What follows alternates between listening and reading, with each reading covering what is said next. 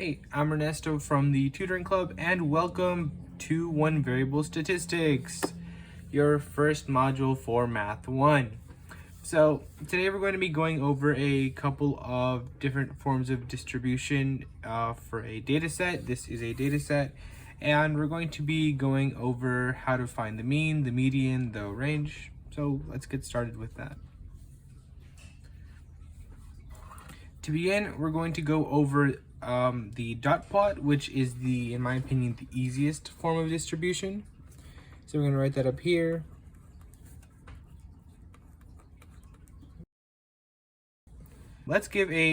Before we go on, let's give a scenario to these numbers, because if we just see now, it just looks like a bunch of random numbers that I just compiled up there, which is true. I won't lie. But let's just give like a little backstory so we can get like a better understanding of what they're for. So let's say that the values are the recent recordings from a math class in some random high school, and you want to find a way of distribution that will help you figure out the values to see what you can work on, or to see what, like, as a teacher you can I'm just like watching over there. See how you can improve. So first we're going to go over with the dot plot. Dot plots are fairly easy. Sorry, it's this cardboard thing that I have at the bottom is very tricky, messes it up. So we're going to be drawing dot plot, which starts off with a coordinate thing. Draw 50, 60, 70, 80, here 90, and 100. Great. We can keep going on if we wanted to. I'll just like add the lines here, but we're not really going to use them. Just kind of like as reference to show that they're there. But luckily our data points do fall between these things, so we don't really need to do any more. What we're going to want to do next is we want to graph these data points down onto the dot plot. And how do we do that? What we do is we essentially put like these values, we put like a little circle over these values. For example, let's say like we have like the number 5, we have like 1, 2, 3, 4, 5. We would draw a little dot over the 5 to indicate that like the 5 is there. So we'll do the same with these, where we have, to begin with, the number 62. And we do see here that there is no number 62 indicated.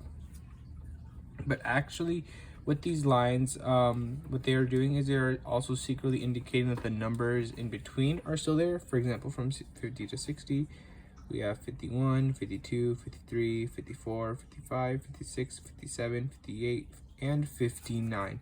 These are just kind of there, but they're invisible unless we want to like write them down. I think that like you can, if you want to like get a better understanding of where it's supposed to be. What I like to do is I like to just do the halfway point on all of these. So for example, this would be 65, this would be 75, 85, 95. We keep going on, but these are the ones that we need. So from here, what I see is that I look at the data point and I try to estimate where it would fall into. So 62, we know that it is bigger than 60 but less than 65, so it would correspond in this little segment right here. I'll just guess that 62 is somewhere around here, so I'm going to draw a circle here. You don't need to be completely accurate, as long as you're able to like somewhat put the data points into the correct spots, you'll be fine. Moving on, we have the 78. Again, it's bigger than 75, but it's less than 80, so we know it's going to correspond in this segment. I'm going to take a guess and say it's like somewhere around here. We have 76, which is bigger than 75, but less than 80. I'm going to keep it close to the 75, but not touch it. The circle's like a little too big, but like, yeah, it's like supposed to be like a little to the right of the 75. We have a 77 and another 77 following. So when we have more than one number, to indicate that in a dot plot, what we do is we put circles on top of the original circle to indicate that there's more than one of the same value. So this is 77. I'm gonna like do it really small because I put all these together really closely. But what we'll do is we'll add another dot on top to indicate there's two 77s in the data set. Next we have 79, which we'll add right here. Now we have 84. So we do see it's bigger than 80, less than 85. I'm going to guess it's somewhere really close to the 85, so like around here. 86, bigger than 85, less than 90, somewhere around here. 92, maybe like around here. And 95. Luckily that falls in the dead center, so we could just put it on top of where like the line is at. And that is how you do a dot plot. Dot plots are very efficient because they, for one, they show you the exact spot where your data points are at. So it gives you like it gives you clear examples of where the data points are in a data set, and it lets you see, you know, without having to like cluster up everything together where the data points are at. And yeah, so as I said, sometimes as I just said with like the clustering part, sometimes these different types of distributions do cluster up data points for different reasons, and we're going to go over one of them, which is the histogram.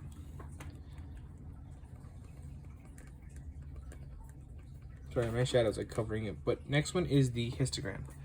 And histograms, basically, I'm going to give you like a little example here before I go on with it. We have an X and a Y. The Y is for frequency. I'm going to do 1, 2, 3, and 4.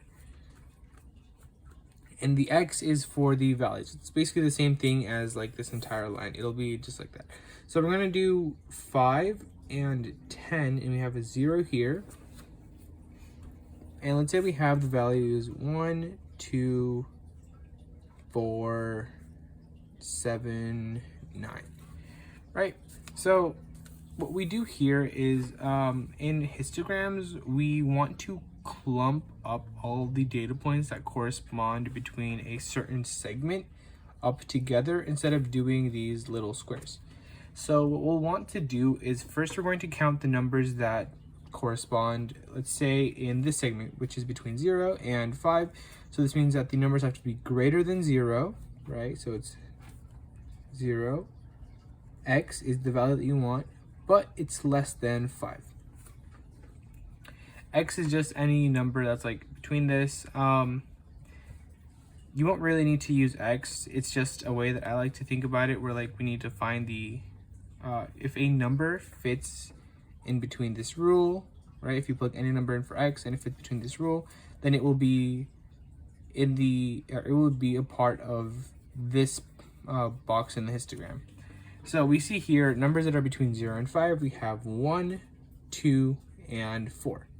Right? These three values are less than or more than 0, but less than 5. And now that we know that it occurs 3 times, we're going to go over explaining what the frequency is.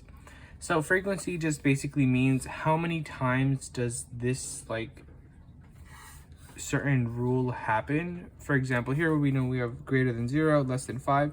How many times can how many numbers in this data set apply to that rule? Well, seeing here, like we said, the 1, 2, and 4, 3 of the numbers applied to this rule. So in the frequency, it means that it has a frequency of 3 because there's 3 numbers that correspond to this rule. And then we're going to go on to the next one, which is between 5 and 10. Well, we see the 7 and 9 are between 5 and 10, meaning that they have a frequency of 2 because these 2 numbers are the ones that correspond to that rule. Going to add that in. Now that we have that out of the way, we're going to go over with the bigger one, which is going to be, again, reusing this data set, but creating a histogram for it. So I'm going to draw it here. This is a lot of space. I don't really need that much. I'm gonna do it here. Each one's gonna indicate one number in frequency. So 1, 2, 3, 4, 5, 6. I doubt we're gonna go up to 6. Just to save time, I'm going to go by tens. In histograms, numbers don't need to go by tens. It's just like with any if you want to be like more concise, what you can do is you can go by 5. So you'd go 55, 60, or 50, 55, 60, 65, 70, and it would just make like the data set more concise. But just to save time, we're going to be using we're going to be making our data sets by tens. So to begin with, we're going to go over the numbers that fall within these rules. We're going to be finding the numbers that fall within these rules. One thing that I do like to do before starting this is that I like to organize these numbers in numerical order from least to greatest. From here we see 62 is the smallest number, so we're going to reorganize this where all the numbers in the data set are just from the smallest to the biggest order. This will also help us out in the future when we're doing an additional thing that we're going to go over. But first we're going to keep going with that. The next number that follows that is 76. We have 77, 77, 78, 79, 84, 86, 92, and finally 95. Great, so now all our numbers are in order, and this makes it easier for us to do the histogram. So now that we see here numbers between 0 and 50, well, our smallest number is 62, so there's no number between 0 and 50. You don't need to do anything because the frequency or the amount of numbers that correspond within this rule is 0. You don't need to write anything. Again, with 50 and 60, same thing. 62 is between 60 and 70, so you don't have to do anything here. But now we go on to the 60 and 70. Now, the only number that falls between 60 and 70 is 62, so that means that it only has a frequency of 1. So we're going to draw that here. Great. And now we're going to go over the numbers that fall between 70 and 80. Well, we have 76, 77, 77, 78, and 79, which is 1, 2, 3, 4, and 5 different numbers. Great, which means that because 5 numbers correspond within these rules, which is greater than 70 but less than 80, your frequency will be 5. So we're just gonna quickly add that in. It's not very accurate, but it's fine. I messed up a little at the bottom, but it's fine. So it has a frequency of 5. Great, now we're gonna move on between 80 and 90. This is a 90, I messed up, it's all right. So we have 84 and 86. 2 numbers, meaning that it is a frequency of 2, and now we're going to go over from 90 to 100, which is 92 and 95. Great, which means that it's another frequency of 2. And this is what the histogram of the data set looks like. And now you might be wondering, why would we need, or why do we have a need for histograms if we have dot plots? If dot plots give us a more accurate example of what the data sets show, why do we need to cluster up our information like this? And to that I can say that sometimes our data sets will not be, something as small as 10 individual points. Sometimes our data sets can be up to the hundreds to thousands, which not only will make it very painfully long to create a dot plot, it'll also make it harder to understand what the dot plot is saying. If you just have a bunch of different values, for example, say like this is data set and you just have like a bunch of different values like this, it's not really going to tell you much. Histograms make it easier for you to read the data by just including the frequency of numbers that fall between that data. For example, we see here that the majority of students got a value between 70 and 80. So we can say like a good amount of people got between 70 and 80. Some got 80 to 90, 90 to 100, 60 to 70, but the majority did fall under the 70 to 80. And great. Now that we have these two different forms of distribution through, we are going to go over one more thing, which is finding the mean, the median, and the range. We're going to go over the median first, which is the center, and the median of your data set is actually the center of your data set. So center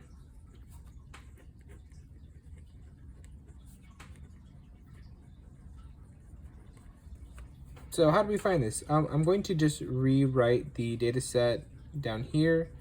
I will say when you're finding the median, you're going to want to find your numbers in numerical order. Luckily, we already have that, which is great. But just remember that every time that you're finding the median, have your numbers in numerical order. Otherwise, you will get a completely different value. Great.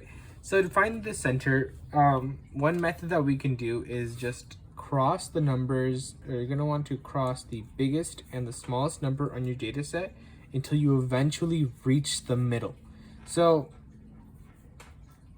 this, we're just going to cross one here, cross the biggest one, now we're going to cross the smallest one. Great, and now our data set got smaller. And we're going to continue that where we have the biggest one crossed out, the smallest one crossed out. Keep going. Keep going, and I'm going to stop here. So what I see here is that if I were to cross this number out and this number out, there won't really be any other numbers to cross out. So to find the center of our data set, we want to find the number that is in between these two numbers. Just by looking at it, we know that the number between 78 and 79 is 78.5. But sometimes the data set won't be as clear as this, and it might be some really weird numbers. So in general, the formula to find the median of your data set is to add these two numbers in the middle together and then divide by 2. So we have 78 plus 79, and then we're going to divide that by 2. This is just adding the sum of the numbers up and then dividing by the total amount of numbers, which is we have one number and then two numbers, right? When we add that into a calculator, we will get that the value is 78.5, which is the same thing as this. Great, and that is how you find it. That's just in case you have like some numbers where, like, for example, the two numbers in the middle instead of 78 and 79 will be like 53 and 96, and you need to find the number between that. That'll be a lot more complicated, so using this method will ensure that you find your median. Great, and now moving on to the mean. The mean is actually the average of your data set, which is different from the median.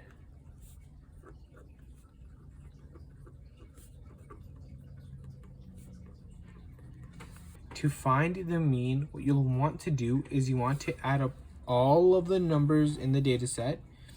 So it would be like 62 plus 76 plus 77 plus 77 plus 78 plus 79 plus 84 plus 86 plus 92 plus 95, and divide it by the total amount of values in your data set. By that I mean, instead of counting the numbers, count each one as just a number in the data set. So this is one number, two number, or this is like number 1, number 2, 3, 4, 5, 6, 7, 8, 9, 10. So we have 10 total values in the data set. So I'm going to write this down here where we have, it is the sum of numbers in data set divided by, that is a very bad line, but it's all right, the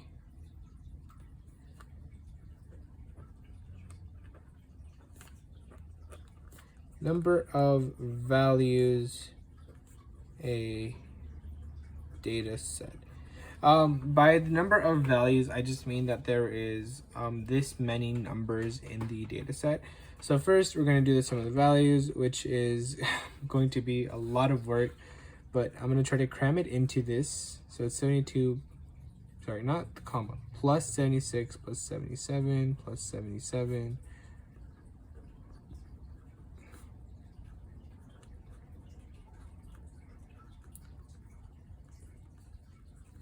And then divide that all up by the number of values. We already counted them. There's 10 different values.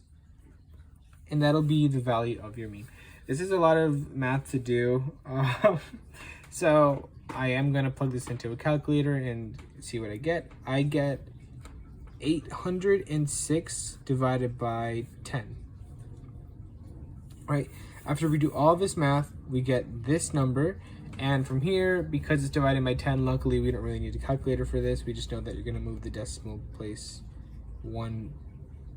to one side, which would get you to a total of 80.6. So you see how the mean and the median both differ from each other, where although the mean is 80.6, the median is 78.5. So moving on, now we're going to go over the range of the data set, which is just the distance between the biggest number and the smallest number.